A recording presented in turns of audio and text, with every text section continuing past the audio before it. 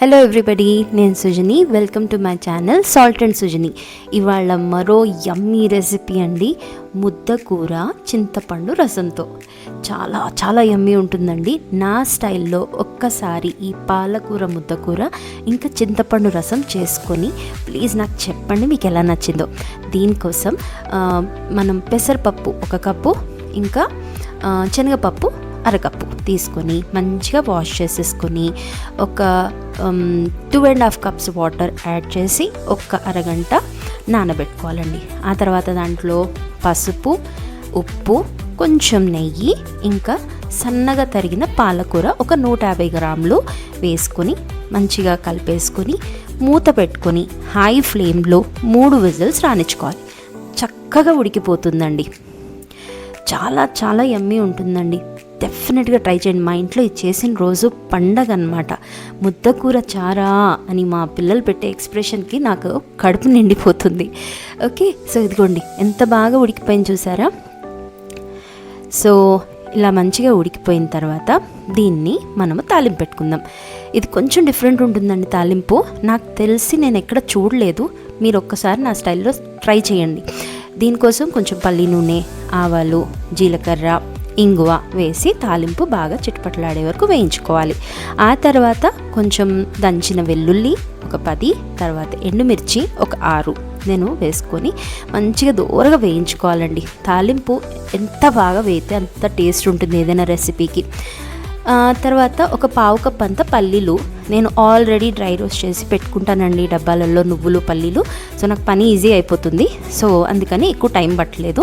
ఆ తర్వాత ఒక 1/4 కప్పు శనగపిండి వేసి మంచిగా ఈ శనగపిండి అస్సలు పచ్చి వాసన లేకుండా మంచిగా వేగిపోయేటట్టు వేయించుకోవాలి. అది చాలా చాలా ఇంపార్టెంట్ స్టెప్ అండి. ఇదిగోండి చాలా చక్కగా వేగిపోయింది. ఇప్పుడు ఏదైతే పప్పు ఉడకబెట్టి పెట్టుకున్నామో అది వేసేసుకొని ఒకసారి బాగా కలుపుకోవాలి.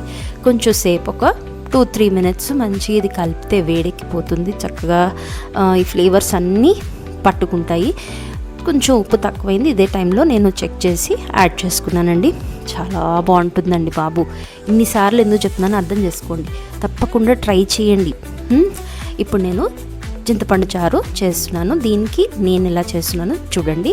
1 టేబుల్ స్పూన్ అంత ధనియాలు, 1 టీ స్పూను జీలకర్ర, ఇంకా 1/2 టీ స్పూన్ అంత మిరియాలు వేసి ఇదిగోండి ఇలాగా ఫస్ట్ గ్రైండ్ చేసేసుకోవాలి.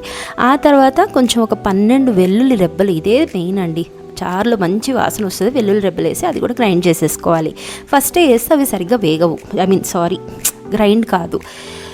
ఇప్పుడు గిన్నెలో పల్లి నూనె, ఆవాలు, జీలకర్ర, ఇంగువ అన్నీ వేసి ఒకసారి బాగా వేయించుకొని ఆ తర్వాత కొంచెం కరివేపాకు, ఎండుమిర్చి, కొంచెం అంత వెల్లుల్లి ఆల్రెడీ మనము పొడిలో వేసాం కదా, సో జస్ట్ తాలింపు కోసంకి పేరుకి వేస్తున్నాను.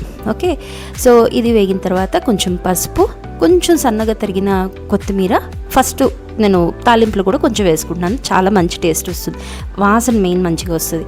తర్వాత ఒక పెద్ద నిమ్మకాయ సైజ్ అంత చింతపండుని నేను రసం తీసి పెట్టుకున్నానండి. అది కూడా వేసేసి సరిపడినంత నీళ్లు, పులుపుని బట్టి మీ చింతపండు పులుపుని బట్టి మీరు వేసుకోండి. ఒక 2-3 కప్స్ పడుతుంది. కిచెన్ అంతా గుమగుమలాడిపోతుందండి. నెక్స్ట్ ఇంకా దీంట్లో తగినంత ఉప్పు వేసుకొని ఇది మంచిగా బాయిల్ రానియాలి. ఇదిగోండి ఆల్మోస్ట్ డన్. ఇప్పుడు ఇంకా లాస్ట్గా మనము ఏదైతే రసం పొడి చేసి పెట్టుకున్నామో ఆ రసం పొడిని మొత్తం దీంట్లోకి వేసేసుకోవాలి. వేసేసుకొని మరొకసారి కొంచెం దాన్ని ఉడకనిస్తే భలే ఉంటుంది. ఇంకా కొంచెం కారానికి నేను ఒక 1/2 టీ స్పూన్ అంత చిల్లీ పౌడర్ అంటే మిరప్పొడి వేస్తున్నాను. అది ఆప్షనల్, మీకు కావాల్సి వేసుకోండి లేదా స్కిప్ చేయొచ్చు. కొత్తిమీర కూడా వేసేసానండి. బాబా కిచెన్ అంతా అయితే గుమగుమలాడిపోతుంది. ఒట్టి చారు తినేమన్నా తినేయచ్చు. అంతేనండి, తప్పకుండా ట్రై చేయండి recipe. And thank you for watching.